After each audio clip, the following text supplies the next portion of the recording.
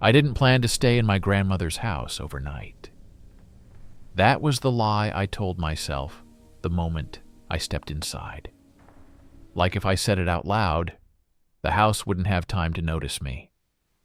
The place looked exactly like it did in my childhood memories, only smaller and quieter.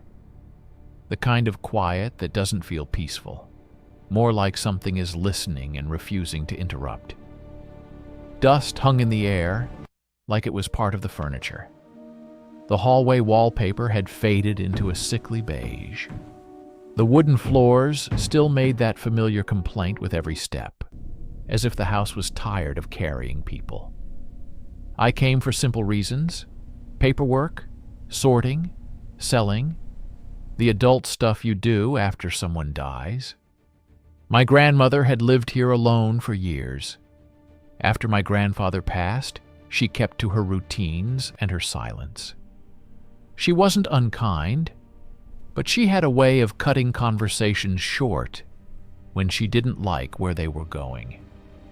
There were things you simply didn't ask her about, like the attic. The attic hatch was in the hallway ceiling, square, painted the same color as the plaster, with a metal ring hanging from it. I remembered seeing it as a kid, but I didn't remember it ever being opened. It was just there, like a scar you stop noticing because it never changes. As a child, I once pointed at it and asked what was up there. My grandmother didn't even look up. "Nothing you need?" she said. "Not nothing important? Not just old boxes? Nothing you need?" And the way she said it, flat, final, made me stop asking. Standing beneath it now, I felt something I couldn't explain. Not fear. Not exactly. It was attention. Like the house had shifted. The moment my suitcase hit the floor and thought, "Oh, you're here." I brushed the thought away, forced a laugh at myself, and carried my things into the old guest room. I told myself I'd stay one night. Just one. That was the second lie. The first 3 nights were normal. The house creaked the way old houses do. The wind tapped the windows. Pipes clicked softly behind the walls. I did paperwork during the day and sorted cabinets at night, finding old photographs, handwritten recipes, tiny objects that used to mean something to someone. It was exhausting, but it felt manageable. Then came the 4th night. I woke up at 2:17 a.m., and I still remember the exact time because the red digits on the bedside clock burned into my eyes like a warning. I didn't wake slowly. I snapped awake, like someone had flipped a switch in my head. The room was dark and still. Then I heard it. A step above me. Slow. Heavy. Not a scurry. Not a scratch. A measured step. And a pause. Another step. The wood above my ceiling flexed as if carrying weight. I lay perfectly still, listening. My mind raced through explanations. An animal, the house settling, a dream. But the pauses were too deliberate. The rhythm was too consistent, as if something was pacing carefully, thinking between movements. Step, pause, step. It crossed the ceiling from left to right, then stopped. Silence pressed down so hard I could hear the blood in my ears. I waited, barely breathing. After what felt like forever, nothing else happened. Eventually, I told myself it was just an animal. I slept in fragments after that, waking up at every tiny sound. Morning made everything feel stupid. Daylight always does. I checked the attic hatch in the hallway. It was closed. The ring hung motionless. Nothing looked disturbed. Still, I couldn't shake the feeling that the air under the hatch felt colder than the rest of the house. That night, I moved to the living room. It was a logical decision. If the sound was above my bedroom, change the location, control the situation. I left a lamp on. I let the TV play quietly, more for the sound than the show. At 3:03 a.m., the footsteps returned. This time, they were directly above the living room. Step, pause, step. I sat up so fast I felt dizzy. The footsteps moved across the attic, slow and deliberate, as if whatever was up there was searching for something. For someone. They shifted direction. Toward the hallway, toward the hatch. And then, a faint, metallic click. I stared down the hallway at the ceiling panel. The metal ring on the hatch moved, just slightly, then again, like something on the other side had brushed it with a fingertip. My throat went dry. I didn't move. I didn't even blink. Another sound followed, a gentle dragging noise like wood sliding across wood. A chair. Something was pulling a chair across the attic floor. Not in a rush. Not clumsily. Like it was placing it carefully. I couldn't take it. I grabbed my keys, shoved my feet into shoes, and stepped outside into the freezing night air. I stood in the driveway and stared up at the house. Dark windows, still brick. The same quiet silhouette. Nothing moved. But I knew something inside had. I sat in my car until the sky started to lighten, until the world looked normal again. Then I went back inside, forcing myself to act like a grown adult who doesn't get bullied by creaks and shadows. I made coffee. I washed my face. I told myself, "You're tired. You're stressed. That's all." Around mid-morning, I opened the hatch. The ladder unfolded with a long groan. Cold air spilled down, colder than it had any right to be. I climbed slowly, each step squeaking like it was begging me to stop.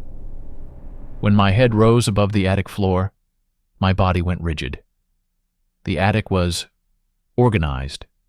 Boxes stacked neatly, old suitcases lined against the wall, blankets draped over furniture. But in the center of the attic, under the main beam, was a wooden chair, facing the hatch, facing me. It was clean, no dust on the seat, no cobwebs on the legs, as if it had been placed there minutes ago. On the chair sat a notebook. My name was written on the cover in my grandmother's handwriting. My pulse thudded in my throat. I climbed fully into the attic and picked it up with shaking hands. The first pages were short entries, dates, simple sentences. Do not answer when it speaks. Do not look into the dark corner. It prefers names. I swallowed hard and kept reading. Some entries were frantic. Some were calm, like instructions.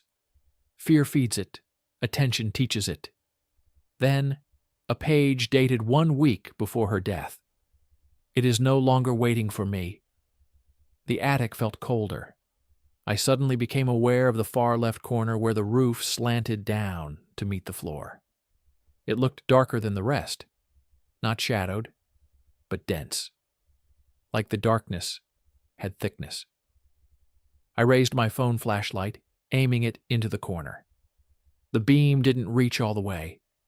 It faded, like light was being absorbed. And then very softly from that corner, "Don't go." The words weren't loud. They weren't even clear at first. They felt close, too close. Like someone whispered into my ear from behind even though no one was there. I turned slowly. The dark corner didn't move like a person. It shifted like a liquid. A subtle ripple through the darkness, as if it was adjusting itself, preparing. "Don't go," it repeated, and this time the voice sounded almost gentle. The chair creaked behind me. I hadn't touched it. I backed toward the ladder. The notebook slipped from my fingers and landed on the attic floor with a dull slap. And the voice changed. It became calmer. Certain. "You're already here." I didn't walk down the ladder. I almost fell. My hands fumbled. My feet missed steps. I hit the hallway floor hard enough to knock the breath out of me. I slammed the hatch shut and locked it with an old hook I found in a drawer. Then I turned on every light in the house, every room, every hallway. No dark corners, no shadows. The house looked ridiculous, bright like a hospital. But the brightness made me feel like I could breathe. I called my grandmother's neighbor, Mrs. Helena, because she was the only person nearby who might understand anything about this house. When she answered, I tried to sound normal. I failed. I told her what I'd heard, what I'd seen. There was a long silence on the line. Then she said quietly, she kept it calm. Kept what calm? I asked. The space above the house? That doesn't make any sense. Old houses remember, she said, and sometimes they remember the wrong things. My stomach tightened. What does that mean? Mrs. Helena exhaled slowly. Your grandmother used to say the attic wasn't empty, not with boxes, with waiting. I felt cold all over. She told me, Mrs. Helena continued, that it likes when people notice it. The more you listen, the more it learns how to be heard. What is it? I whispered. I don't know, she admitted, but your grandmother did. She said if it ever started asking for you, you had little time. Asking for me. Mrs. Helena didn't answer right away. Then, she said it prefers names. I hung up without meaning to. My hands were shaking too much. I searched the house the rest of the day, like a person trying to solve a puzzle before the timer runs out. I opened cabinets and drawers. I pulled boxes from under beds. I checked behind books. And in the storage room, at the bottom of a closet, I found a wooden box. The wood was scratched. The lid was sealed with a simple latch. Inside was a cloth doll, handmade, old. Its fabric skin was faded and soft. Its eyes were small glass beads that reflected light too cleanly. Beneath it was a note in my grandmother's handwriting. If you must leave something, leave this instead. Instead. Instead of what? My throat tightened as the answer formed in my head. Instead of you. That night, I sat in the bright kitchen with the doll on the table, staring at it like it might blink again. The house was quiet. Too quiet. Then the hallway light flickered once. I froze. A second flicker. Then, from above, a soft drag, like wood sliding. The chair. And a whisper. Not angry, not loud, patient. Bring it. I didn't answer. The hallway light flickered again, longer this time, like the house was blinking. Bring it. The voice repeated closer, as if it had moved down into the ceiling space. My chest tightened. My skin crawled. I didn't want to go back up there. But I also knew what my grandmother's note meant. I carried the doll to the hallway, standing beneath the hatch. The metal ring hung there, perfectly still, until it twitched slightly on its own, like a signal. I opened the hatch. The ladder unfolded. Cold air fell down like a breath from a freezer. I climbed. The attic looked the same. Boxes, suitcases, dust. The chair in the center. Waiting. I placed the doll on the chair. For a moment, nothing happened. Then the temperature dropped hard enough that I exhaled fog. The darkness in the far corner rippled, like something turning its attention toward the chair. The doll's glass eyes caught my flashlight beam and blinked, just once. Slow. Impossible. The darkness stretched toward the chair like a shadow reaching for a prize. I backed away, my heart thundering. The voice whispered, pleased, good. I climbed down, shut the hatch, locked it, reinforced it with a second latch, then sat on the hallway floor, staring up at it. The house stayed quiet after that. For 2 nights. No footsteps. No ring movement. No dragging. I almost believed it worked. On the 3rd night, I woke up because something was wrong, not because of sound, but because of the absence of sound. The refrigerator hum was gone. The clock ticking was gone. The house wasn't creaking. It felt like the entire building was holding its breath. The lights were off. I was certain I'd left them on. Moonlight spilled into the hallway, and the attic hatch was open. The hook lay broken on the floor. The ladder was down. Beneath it lay the notebook. Open. I stepped closer, shaking so hard my teeth clicked. On the page was writing. Not my grandmother's handwriting. Clean, even calm. Thank you. Now we know your name. Behind me, something shifted upstairs. Not in the attic. In the hallway above the ceiling. Like weight moving closer. Like it was lowering itself down. And then softly, near my ear. You did well. I ran. I didn't pack. I didn't think. I grabbed my wallet and keys and left the house before sunrise. I sold the house in less than 2 weeks. Too fast. Too cheap. The buyer was a man in his late 30s who smiled too easily. He walked through the rooms, nodding, admiring the wood trim, commenting on the warm character of the place. When he stood under the attic hatch, he looked up and said casually, "I love old houses. They feel alive." My stomach twisted. I nearly warned him. The words reached the edge of my mouth, but something stopped me. Not logic, not politeness. A pressure in my chest, like a hand resting there, reminding me, don't. So I didn't. I handed him the keys, signed the papers, and drove away without looking back.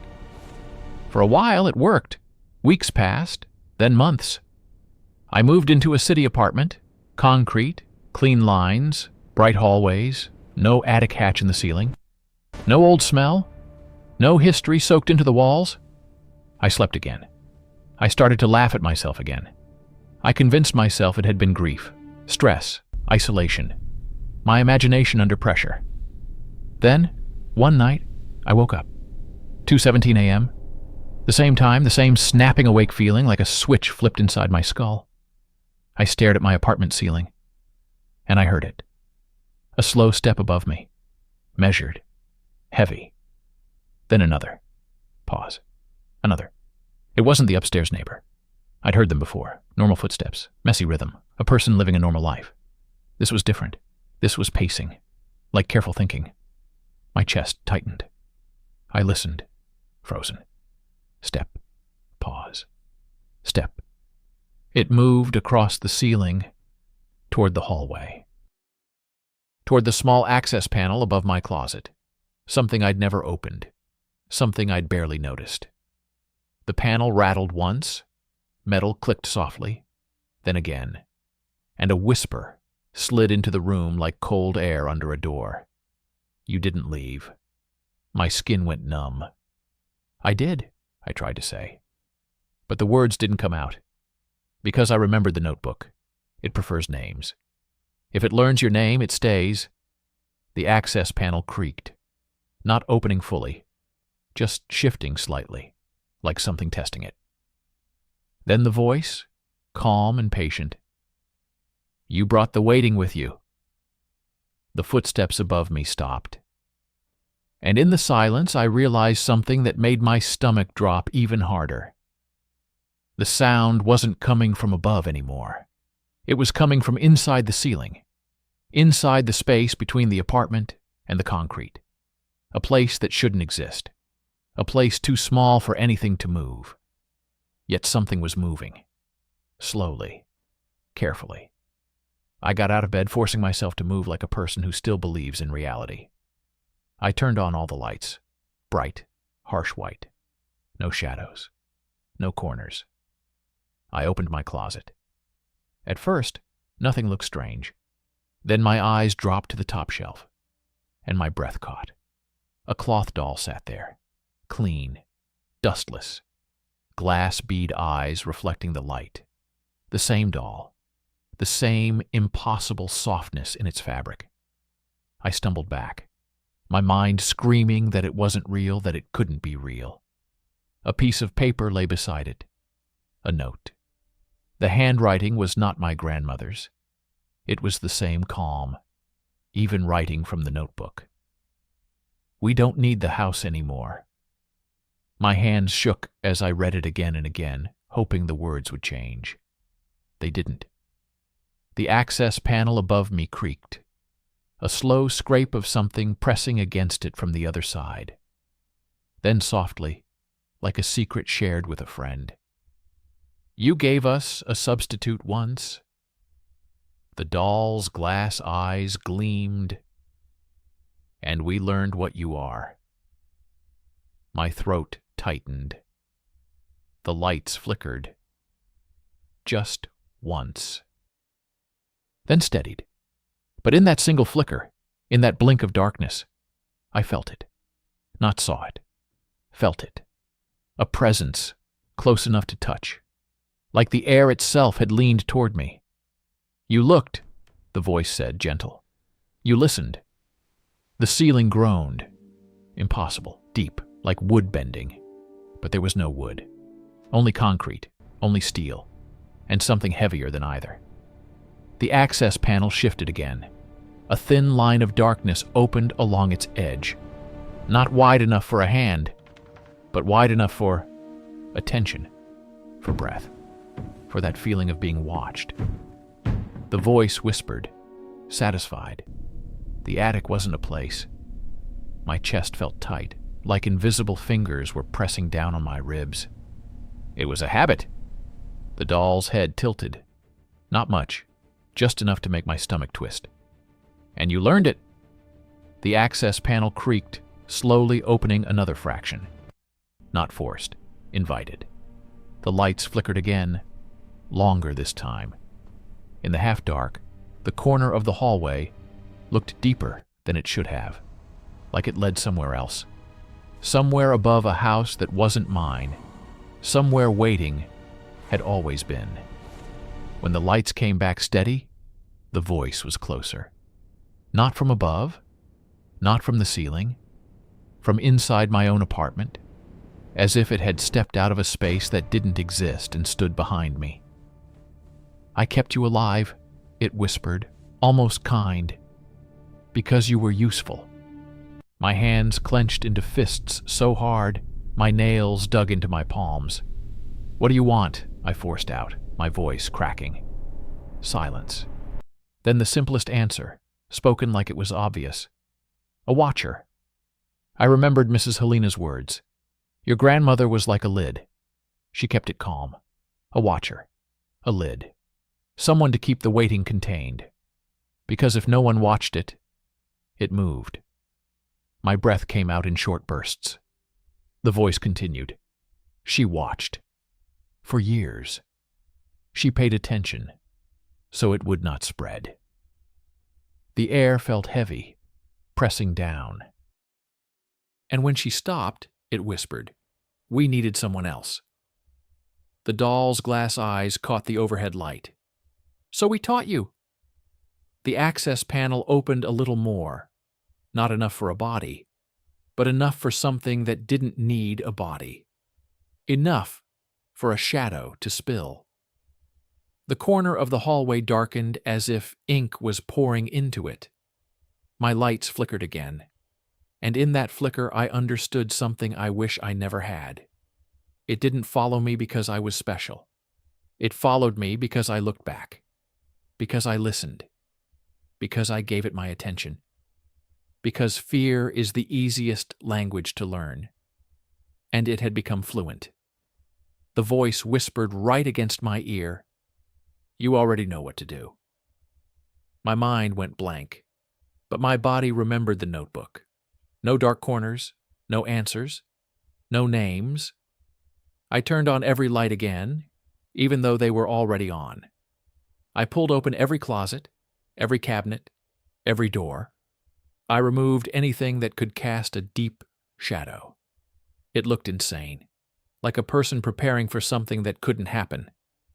But I did it anyway. The access panel stopped creaking. The pressure eased slightly, as if it was watching me work. Then softly, good. Hours passed like that. I sat on my living room floor in full light, staring at the ceiling, waiting for another sound. Nothing happened. By morning, my eyes burned, my head ached, my hands trembled from exhaustion. I thought, maybe this was it.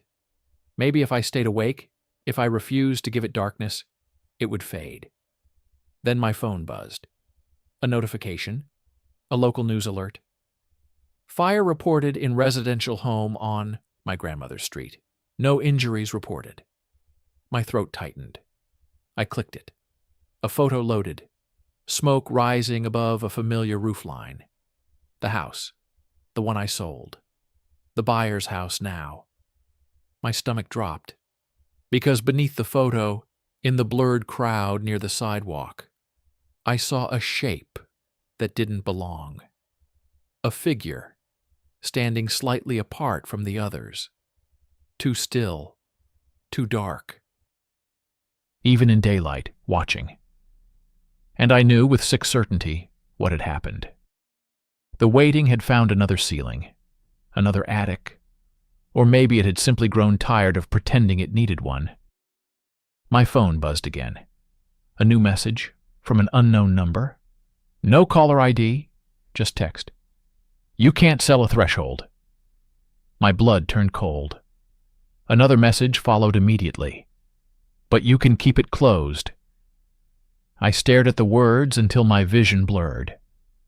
Then my apartment lights flickered once, and I heard a slow, measured step, not above me, behind me. I froze. The voice, gentle and patient, spoke like it was reminding me of something we'd agreed on. Watch. I didn't turn around. I didn't answer. I didn't say its name.